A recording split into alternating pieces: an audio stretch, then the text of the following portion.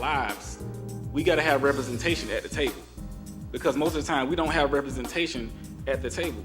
And you can see with the Trayvon Martin case and the Jordan David case, we didn't have any representation at the table.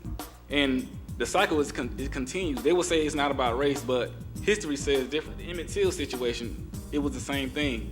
And those cases were our Emmett Tills of today.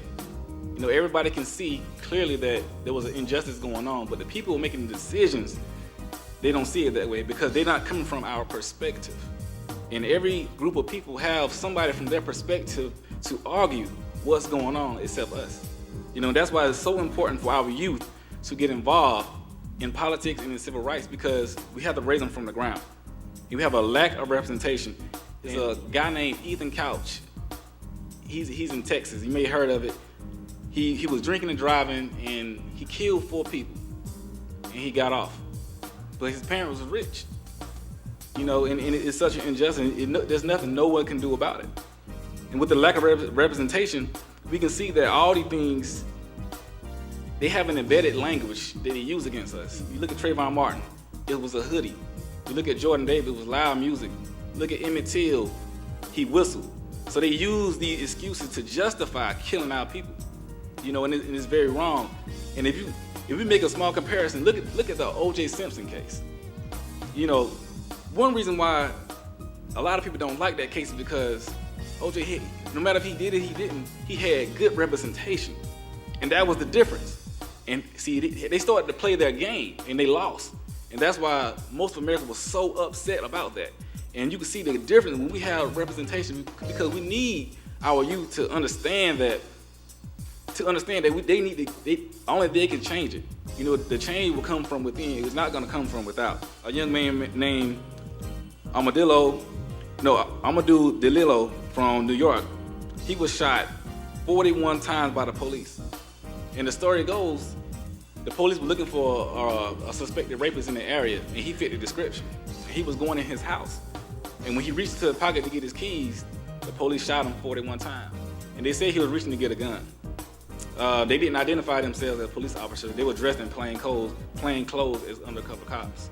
And the most shocking thing about that story is when they went to court, they got acquitted. Like, it's Sean Bell, another guy, he was shot at 50 times the night before his wedding. And this story goes, you know, him and his guy, they were having a bachelor party that night, and some of the people got intoxicated. And again, the police was dressed in undercover clothing. They approached one of the guys to ask him a question, and things got out of hand. They say that he was reaching for a gun, but he was reaching for his wallet, and they shot him 50 times, and they got acquitted. And we need to look, if we understand the part about representation, I want to take a little bit of history.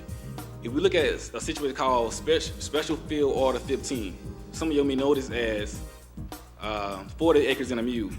After the Civil War of 1965, the president at that time and the general of the army, William T. Sherman, they came together and they brought a bunch of black leaders together. These guys were mostly ministers and leaders. They're mostly pastors and preachers. And what they asked was, what do your people need to make it after the Civil War? Because they understood that they was going out from freedom with nothing. They were just free. And the preacher said, they got together and they discussed and said, what we need is land. This is what we want. So the government, they set aside 400,000 acres of land from the coast of North Carolina down to about Florida. And they divided those 400,000 about 40 acres apiece. And they was gonna give them 1 mule apiece to man the land. But when the president died, the next guy came in, he struck that down. He didn't want it. And that's why you always hear 40, when we gonna get our 40 acres and a mule?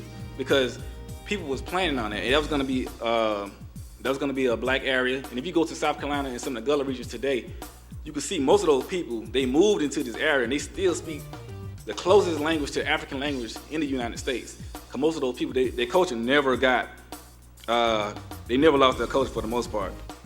I really wanna tell you guys to push our young men, our youth to get involved in politics. Because like I said, it's not gonna change unless we change it. And with the faith community, it's really important because when we step to the table, we bring God to the table. You know, nobody else does that. And if we're not there, this decision governing our lives, we're gonna just have to live by what's going on. But we have just one person there who understands us, who brings God to the table. That's God right there. That's the majority. He might be the minority, but that's the majority. And so, as we look at the civil rights, we can argue from our perspective and what we think and what we feel.